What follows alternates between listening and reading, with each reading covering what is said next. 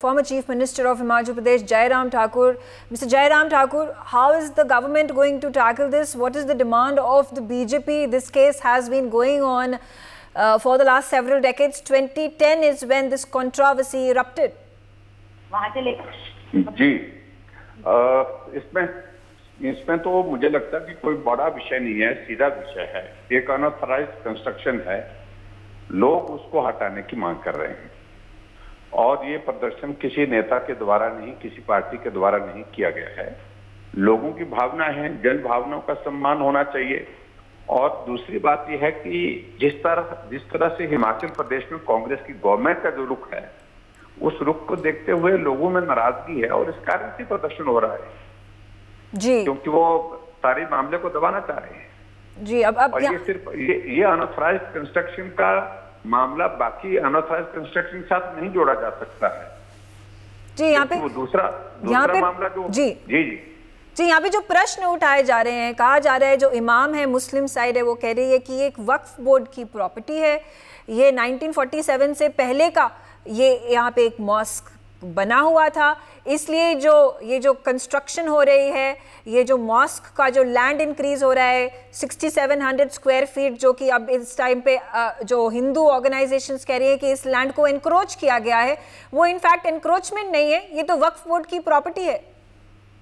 नहीं, बिल्कुल तथ्य को गलत तरीके से प्रस्तुत करने की कोशिश हो रही है। एक दर्जी आए थे मुस्लिम और वो धारा बना करके यहाँ पर काम करते थे, बाद में कुछ और लोगों को लेकर के आ गए और उसके बाद वो इलीगल कंस्ट्रक्शन करते रहे और उसके बाद ये सारे मामले को लेकर के म्युनिसिपल कॉर्पोरेशन शिमला में मामला भी दर्ज हुआ है 2010 का, लेकिन उसकी सुनवाई चलती रही, लेकिन आज तक उसका समाधान नहीं हो पाया।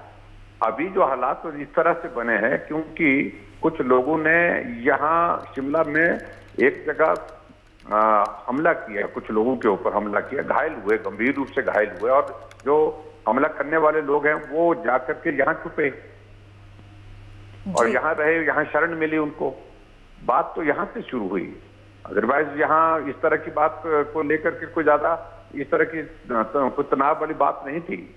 लेकिन अब उसके बाद हमारी बात सीधी है कि अनऑथराइज्ड कंस्ट्रक्शन है तो कानून के मुताबिक कार्यवाही करने के लिए मुख्यमंत्री क्यों नहीं कहते जी। अब यहाँ पे आप कह रहे हैं कि मुख्यमंत्री ने क्यों एक कड़ा स्टैंड नहीं लिया है, ये जो आप कह रहे हैं कि इलीगल, एलिजिडली इलीगल कंस्ट्रक्शन है ये मॉस्क की, इसके ऊपर एक स्ट्रॉन्ग स्टांस नहीं लिया गया है। आप जब चीफ मिनिस्टर थे हिमाचल प्रदेश के, आपके अंडर जो गवर्नमेंट थी उसमें आप किस तरीके के स्टेप्स ले रहे थे जिसके कारण इस कंट्रोवर्सी के ऊपर एक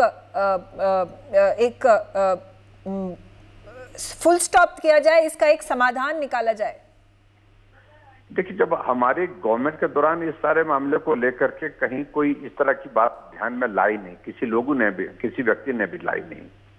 और दूसरी बात, हिमाचल प्रदेश में ये जो हालात अभी ज्यादा खराब हुए हैं कि मुख्यमंत्री जी का बयान सरकार बनने के बाद बार बार आया कि यहाँ हिमाचल प्रदेश में 97% हिंदू हैं और मैं उनकी पार्टी को हरा करके आया हूं, ऐसा करके उन्होंने बार बार बयान दिया, यहाँ दिया, दिल्ली दिया, बेंगलोर दिया, हैदराबाद दिया, कई जगह दिया उन्होंने स्टेटमेंट। और ये भी लोगों के मन में थी इस तरह से हिंदुओं को जलील करने का कोई विषय बनता नहीं है।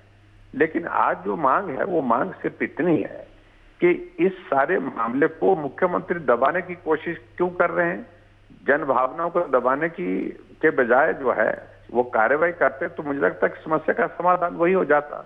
और मुख्यमंत्री बार बार इस बात को कह रहे हैं कि हम सख्त कार्रवाई करेंगे, कड़ी कार्रवाई करेंगे। कड़ी कार्रवाई उन्होंने की, आज वहां पर वाटर कैनन चले, लाठीचार्ज हुआ, लोग घायल हुए पड़े हैं। तो ऐसी सूरत में मुझे लगता है कि जो कार्रवाई मुख्यमंत्री को करनी चाहिए थी वो नहीं हुई और उल्टा जो है वो समाज को उन्हें इसमें जो है वो कटघरे में खड़ा करने की कोशिश की और उनके खिलाफ कार्रवाई की है। जी, यहाँ पे जयराम ठाकुर जी एक बड़ा मुद्दा निकल के आता है, कंट्रोवर्सी ये है कि गवर्नमेंट इसको बता रही है कि ये गवर्नमेंट का प्रॉपर्टी है, गवर्नमेंट लैंड है, गवर्नमेंट इसका केयर टेकर है, पर वक्फ बोर्ड का कहना है कि ये प्रॉपर्टी वक्फ बोर्ड की है। अब ये मुद्दा काफ़ी समय से चला आ रहा है। गवर्नमेंट ऑफ इंडिया ने बोला भी है कि वक्फ बोर्ड का जो अमेंडमेंट होने वाले हैं 20 से 23 अमेंडमेंट्स लाए जाएंगे वक्फ बोर्ड प्रॉपर्टी एक्ट में। अब ये एक आइसोलेटेड मामला नहीं है, ये एक लार्जर इशू है जिसके बारे में वक्फ बोर्ड ने काफ़ी सारे स्टेटमेंट्स दिए गए हैं। वो खुश नहीं है कि गवर्नमेंट ऑफ इंडिया ने ऐसे अमेंडमेंट्स प्रपोज किए गए हैं, इनको लागू करने का प्रस्ताव रखा गया है। ये इसका रेजोल्यूशन क्या होने वाला है?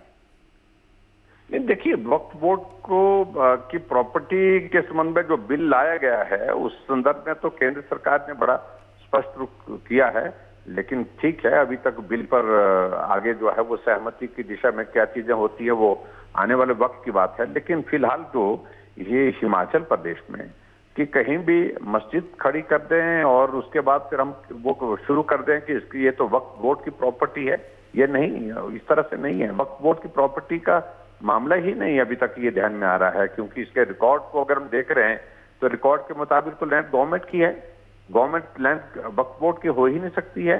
गवर्नमेंट ने भी स्पष्ट किया इस बात को लेकर के, एनक्रोच किया है, एनक्रोच के बाद अनऑथराइज्ड कंस्ट्रक्शन की है, तो मुद्दा बड़ा क्लियर है, साफ है, स्पष्ट है, इस पर कार्रवाई करनी चाहिए। For more such videos, subscribe to the NewsX YouTube channel, hit the bell icon.